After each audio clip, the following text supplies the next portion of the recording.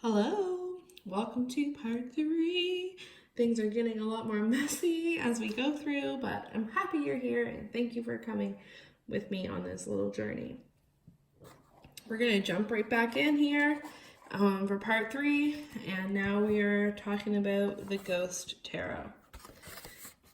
This is artwork by David Corsi, and it's a beautiful deck.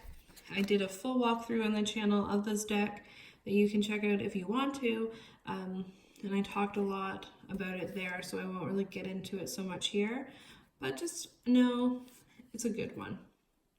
All things said and done, other than the shitty guidebook, it's a good one. Beautiful imagery. I really like this card. Yeah, the Ghost Tarot. This one is the Tarot of the New Vision.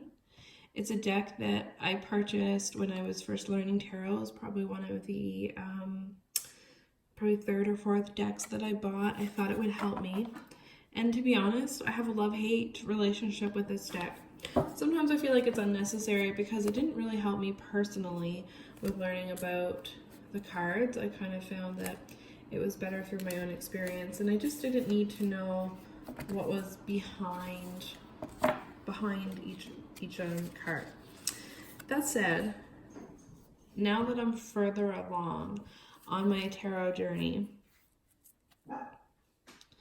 I think that I would like to re-examine these cards and re-examine the little white book, because I find myself intrigued once again.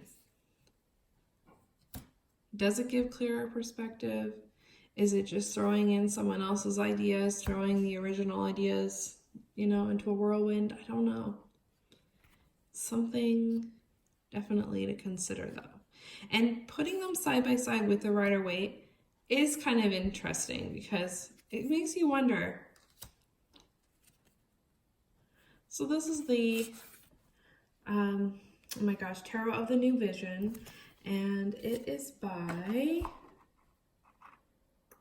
the deck no one had ever thought of. Yeah.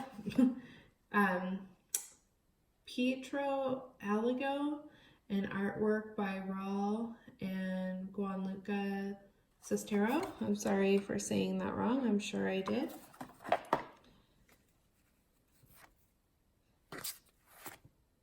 Definitely an interesting perspective, though.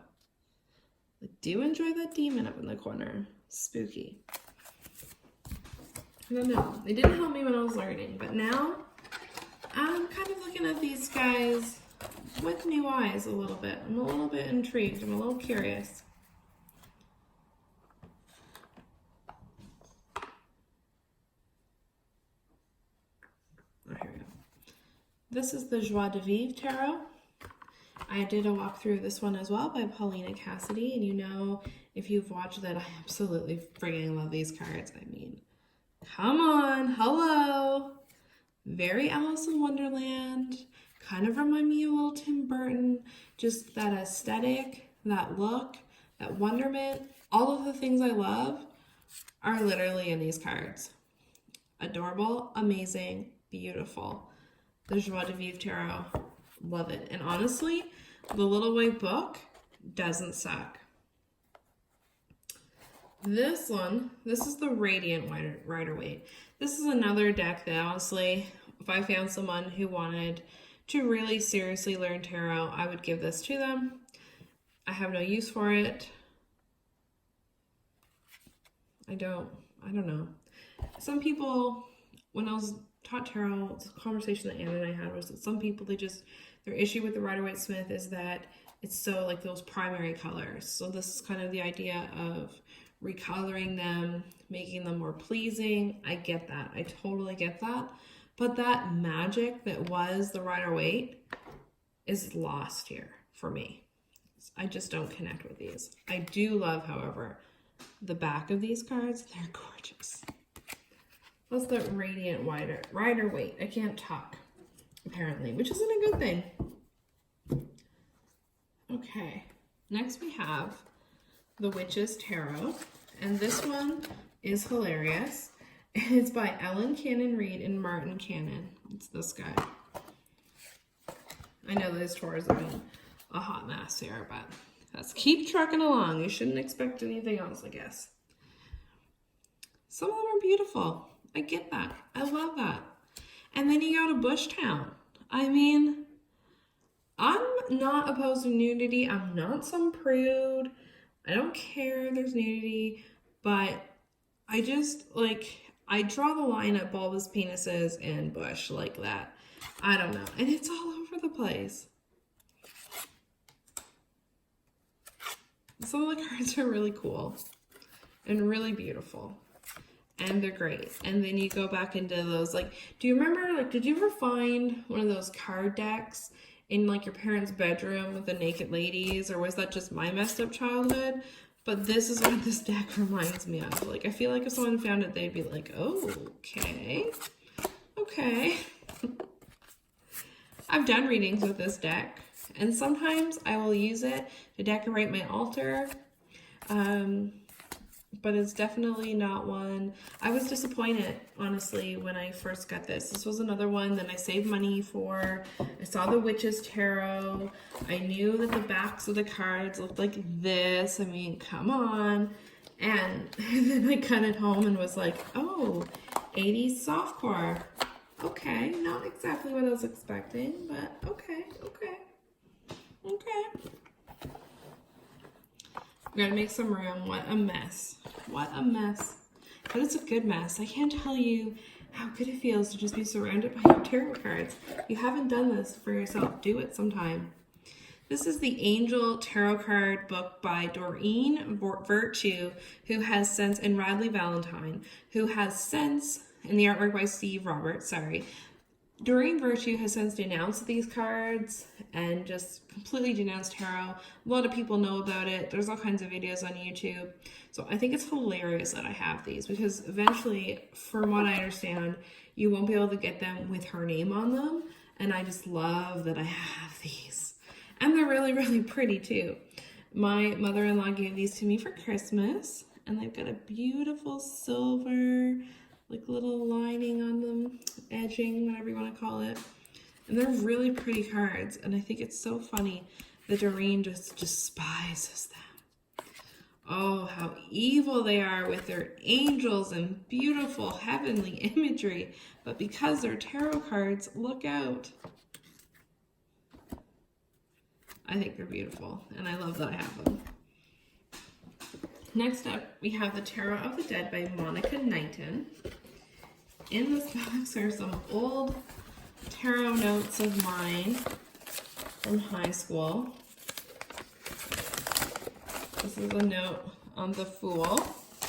These would have been from my tarot lessons. I've had this deck since high school. This is one of the first decks that I got. These are all notes from them that I've taken.